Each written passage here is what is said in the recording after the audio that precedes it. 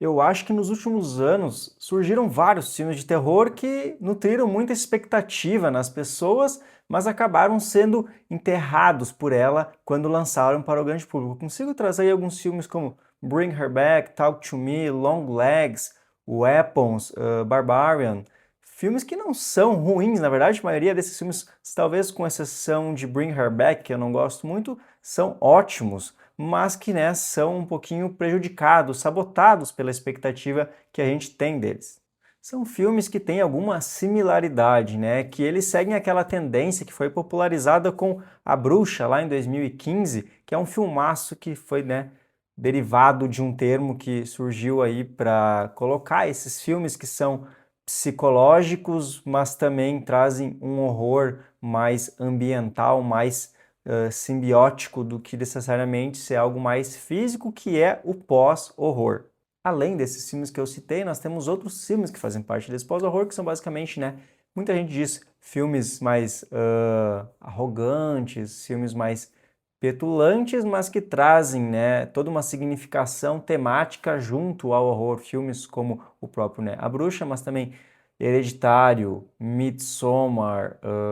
It Follows, Ao Cair da Noite, Corra e todos os filmes nessa linha, né? Obsessão é dirigido por Curry Barker, que é um cara que surgiu no YouTube e ele realiza aqui o seu segundo filme, que custou basicamente 750 mil na produção e já rendeu mais de 20 milhões de bilheteria, ou seja, é um sucesso estrondoso que com certeza vai alavancar a carreira do diretor que também escreveu o roteiro e ele, aliás, vai comandar aí o reboot de O Massacre da Serra Elétrica, mas, enfim, Obsessão fala de um rapaz tímido, bem introspectivo, que está apaixonado por sua colega de trabalho e amiga chamada Nick, mas não tem coragem de se declarar para ela, num nível que começa fofinho, digamos assim, mas se demonstra quase como uma fobia social, pois mesmo quando a garota pede diretamente para ele se ele gostava dela, ele congela e nega em insegurança e vergonha, obviamente para depois ficar se culpando. Então, num surto, né, dessa insegurança, ele pega um presente que tinha comprado para a própria garota,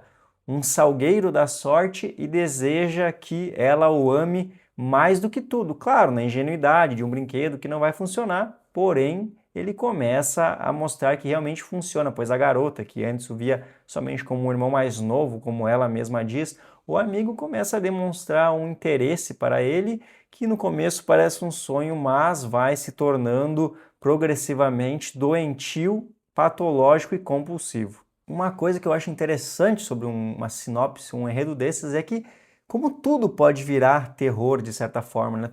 Eu consigo imaginar uma sinopse dessas, um filme bobo do Adam Sandler, uma comédia, mas ele se torna um terror do pós-horror psicológico que traz uma temática, uma discussão, um conceito social contemporâneo ao mesmo tempo que, como atmosfera, como exercício de gênero, para quem gosta de coisas mais objetivas, funciona bem e um dos melhores dos últimos anos. O filme ele parece uma mistura de Hereditário, por trazer essa sensação pesada, lúgubre, sombria, uma fotografia escurecida e noturna com Companion, né, Acompanhante Perfeita, que é um filme de terror um pouco mais leve, que traz muito do humor, mas que pela sua temática em lidar com um relacionamento tóxico, essa sensação de domínio, de submissão, né, de certos homens em relação às mulheres. Mas uma coisa interessante é que o protagonista aqui, apesar de ser uma desconstrução dessa figura frágil, introspectiva, quase um contraponto ao personagem do Joaquin Phoenix no filme Her, por exemplo,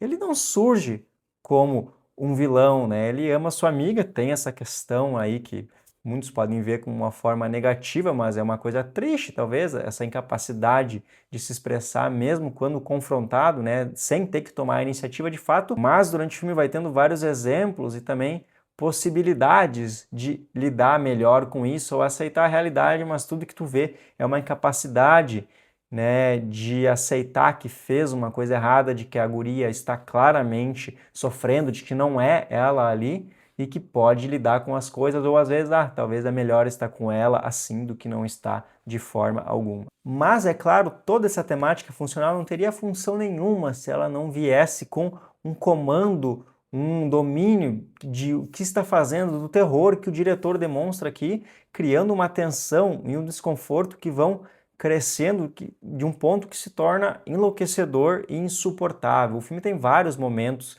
que podem causar um jumpscare, mas é um jumpscare de antecipação, né? O filme ele vai construindo, vai trazendo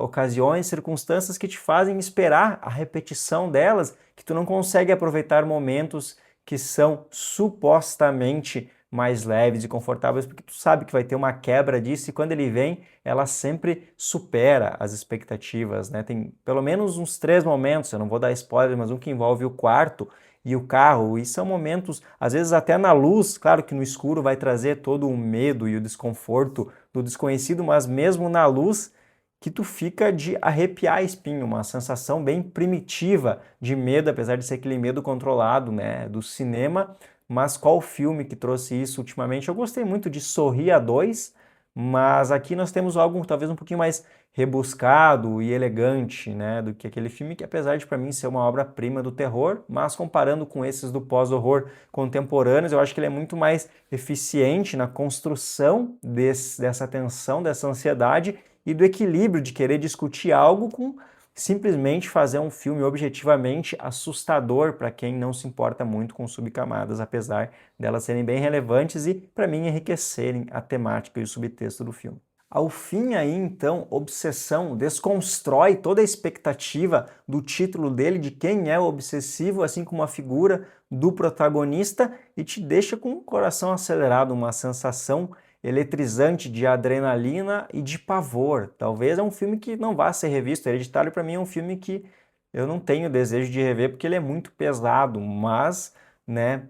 o cinema sensorial, de te transmitir, de te deixar pensando, refletindo sobre algo, ele é incrível para mim. Acho que é um dos melhores dos últimos anos, ele supre essas expectativas e no papel da Índia Navarrete, que é a protagonista, e do diretor, traz nomes para a gente ficar muito atentos no futuro, né? Eu não falei da atriz aqui ainda, mas como ela se vê presa dentro da própria cabeça, é uma espécie de fragmentado, mas menos explícito, né? Menos expressivo, muito mais introspectivo, como ela vai mudando as características e os trejeitos, né? Tanto dos gestos quanto das expressões, que vão escalando num nível de mania muito grande em certos momentos por causa da obsessão dela. É uma atuação que ao mesmo tempo é comovente, mas terrivelmente perturbadora, né? E ela carrega o filme. Ano passado nós tivemos aí um Weapons, né, uma atriz indicada e vencedora do Oscar de atriz coadjuvante. A gente sabe que as premiações, a academia tem um preconceito com o gênero de terror que parece estar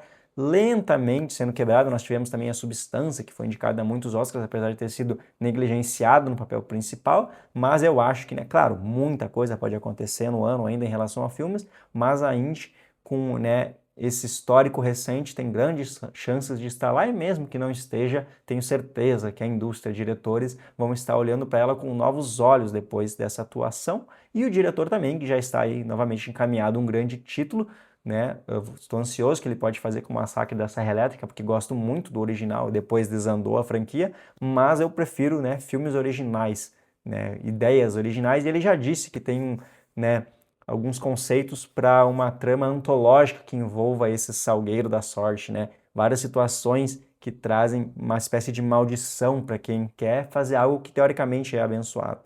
Então, fico feliz de dizer que Obsessão, para mim, sustenta esse hype, mesmo indo com a expectativa alta. É um novo clássico, talvez, aí, uma obra-prima do gênero. Recomendo que vá assistir sabendo o mínimo possível. Não assista trailer, nada. Se tiver oportunidade de ir ao cinema, melhor ainda, Obsession, agora na grande tela.